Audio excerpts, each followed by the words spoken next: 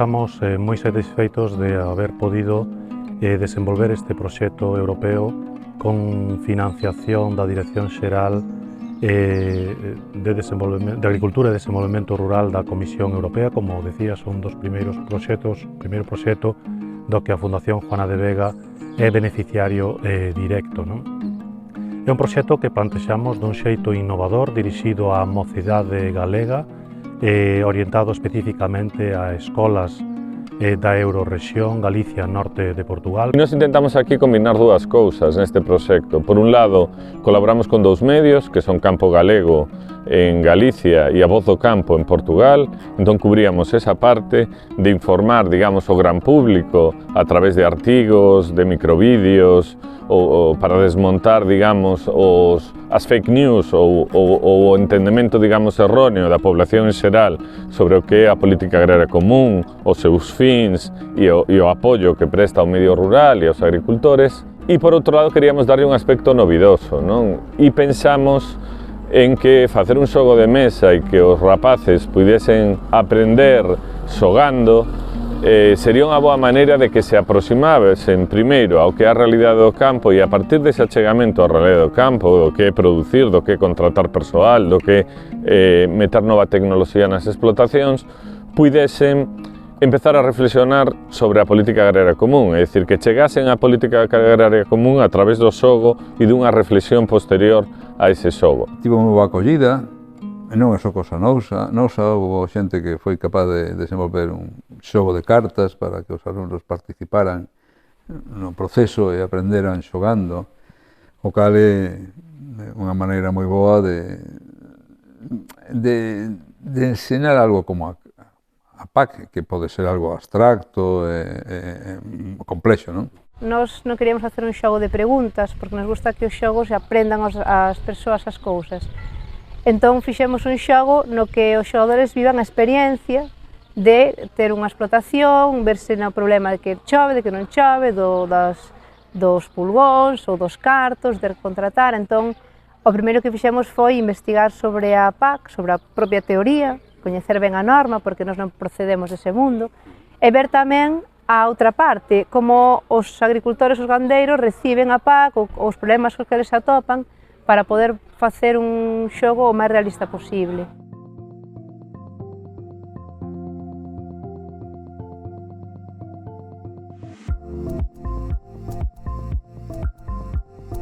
Eu traballei en anos anteriores en digitalización de diferentes actividades en aula con alumnos, xogos que logo aplicábamos en aula para aprender novos contidos.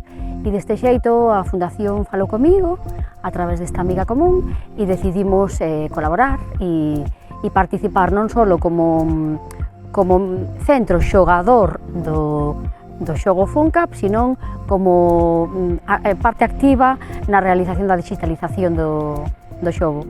Ven sendo o mesmo que o do propio xogo, pero dende o punto de vista de unha pantalla dun ordenador.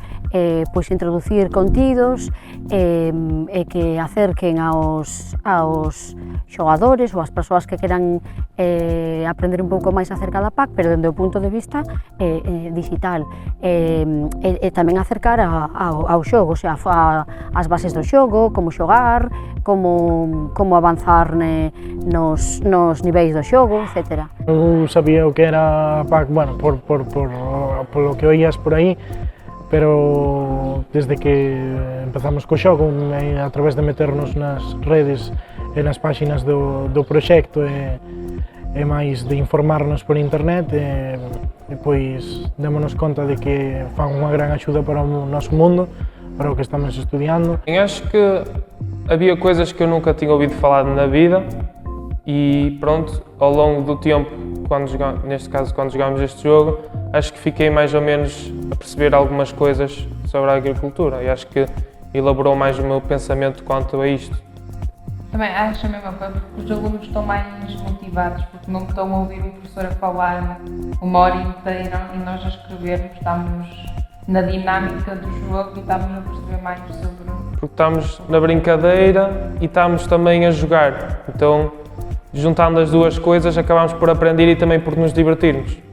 E eu acho que com um jogo, eu achei muito interessante fazer um tabuleiro, fazer um jogo, portanto há sempre um bocadinho de de brincadeira associado ao conhecimento, e isso pode motivar os jovens, né? Acho que foi uma ideia muito brilhante. Todo o que se sale dunha clase normal marca máis que unha clase do día ao día. Entón é moi posible que dentro dunhos, incluso de 2 anos, 2 anos os que lles faga falta, non? Que nese momento lembren en plan, claro, pois aquela clase iba de isto, estábamos inculcando isto, que a base de toda a riqueza dunha zona ten que empezar pola gandeiría e pola agricultura. A política agraria común eu creo que serve moito para regular tanto o traballo dos agricultores como dos gandeiros ou ben dos apicultores. En xeral, con todo, quero dicir, pois non só para regular os prezos, senón tamén co esforzo e darlle presencia a ese sector que o vemos máis ben como algo que non ten tanta presenza, prefire moita xente.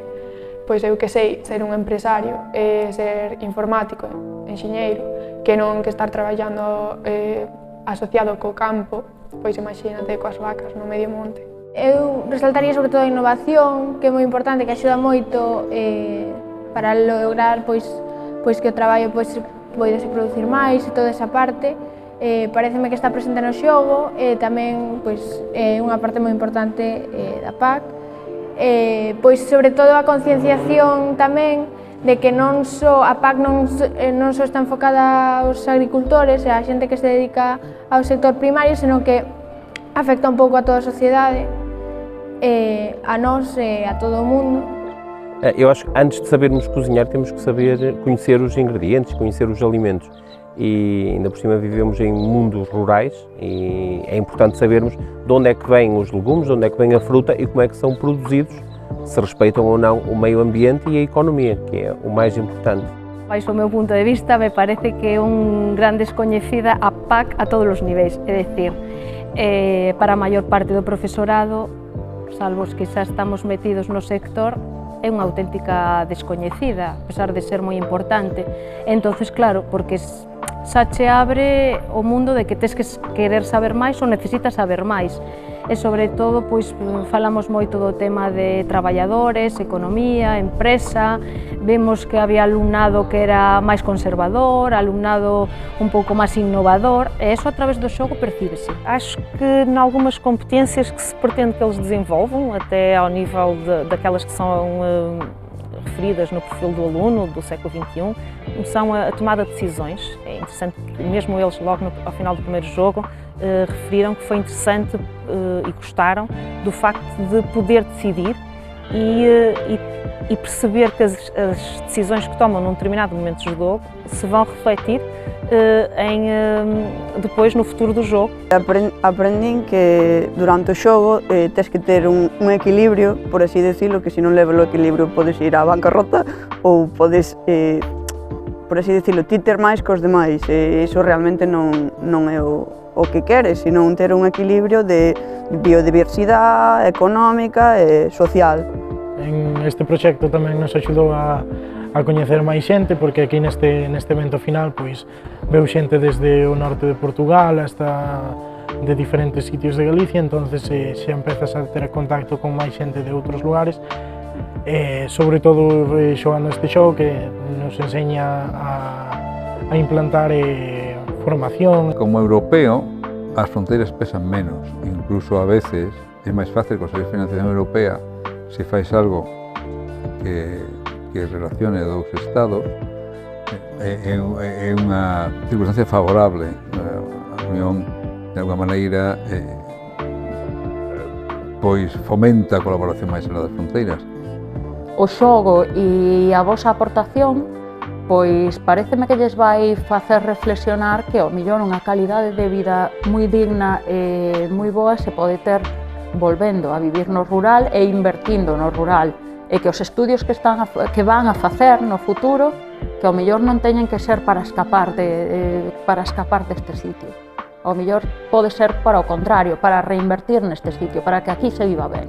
Aqui em Portugal, em São Petisco, tenho a ideia que quem vem para a escola agrícola é aqueles alunos que são mal comportados, são aqueles alunos que têm dificuldades, e a agricultura é mesmo para isso, é para as pessoas que são menos inteligentes, para não dizer outro nome.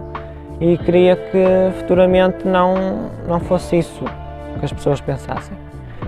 Queria que as pessoas pensassem que a agricultura é fundamental para a sociedade.